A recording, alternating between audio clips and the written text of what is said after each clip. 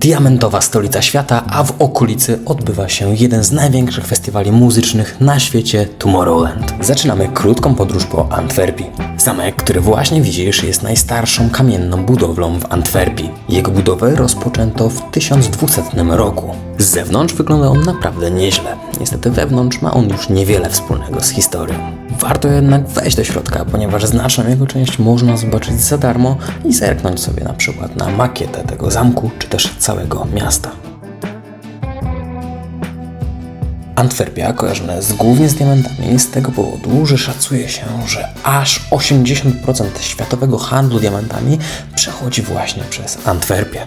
Miasto to podobno jest także nazywane Jerozolimą Zachodu, a to z tego względu, że bardzo mocno są tu odczuwalne wpływy żydowskie. Antwerpia jest też na pewno znacznie czystszym i spokojniejszym miastem niż Bruksela.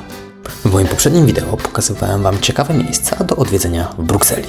Jeśli jeszcze go nie widziałeś, to link wrzucam w opisie, zobacz koniecznie po obejrzeniu tego wideo.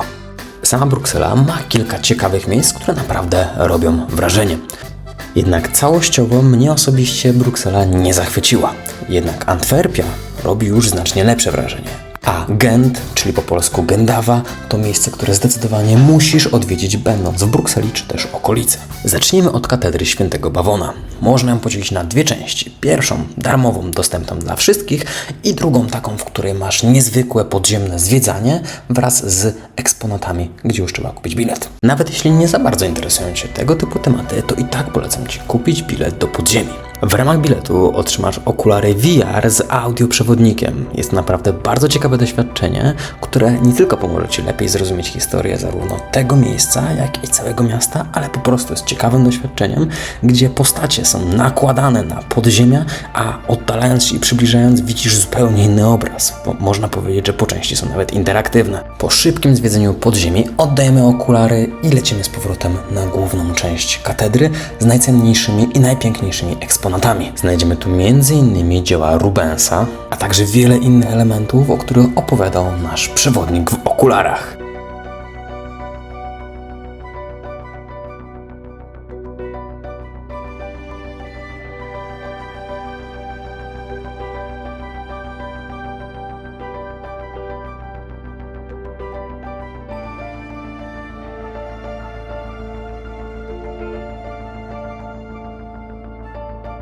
Po wyjściu z katedry Świętego Bawona polecam przejście po okolicy, bo jest tutaj naprawdę pięknie i klimatycznie.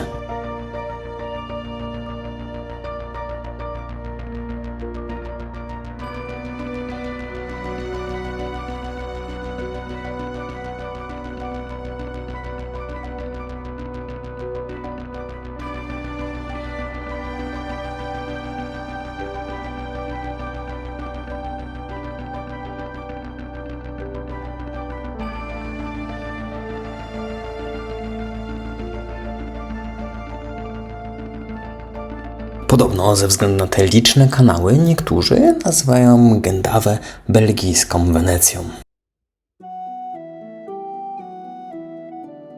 Kolejne miejsce, które zdecydowanie warto odwiedzić w Gendawie, to zamek. Nazwę widzisz właśnie na ekranie.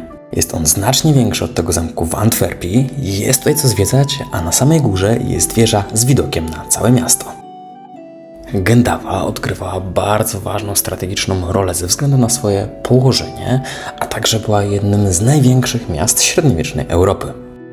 Widok z wieży jest zdecydowanie wart tego, aby się tutaj wdrapać. Teraz widzimy wystającą ponad innymi budynkami m.in. katedrę Świętego Bawona, którą odwiedziliśmy przed chwilą.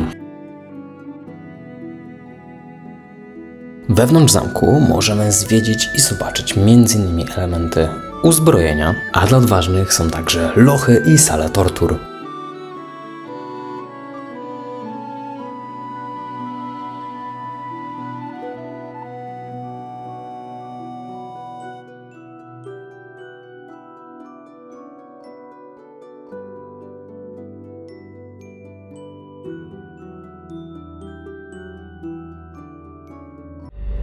Już sam widok nieco przeraża, więc faktycznie chyba lepiej, żeby osoby o słabych nerwach i dzieci tutaj nie schodziły. Ale pozostałym zdecydowanie polecam.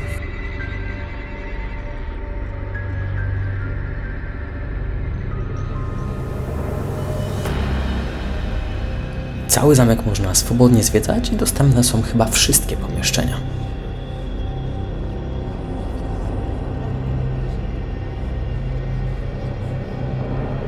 Warto zachować ostrożność, bo nie we wszystkich miejscach są barierki, tak jak na przykład tutaj.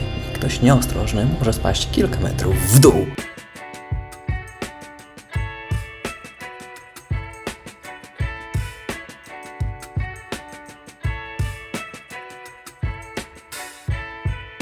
Przemieszczając się po Gendawie, polecam rozglądać się dookoła, bo poza rzeką, która daje klimat niemal jak w Wenecji, to jest tutaj mnóstwo pięknych, malowniczych, super zdobionych kamieniczek.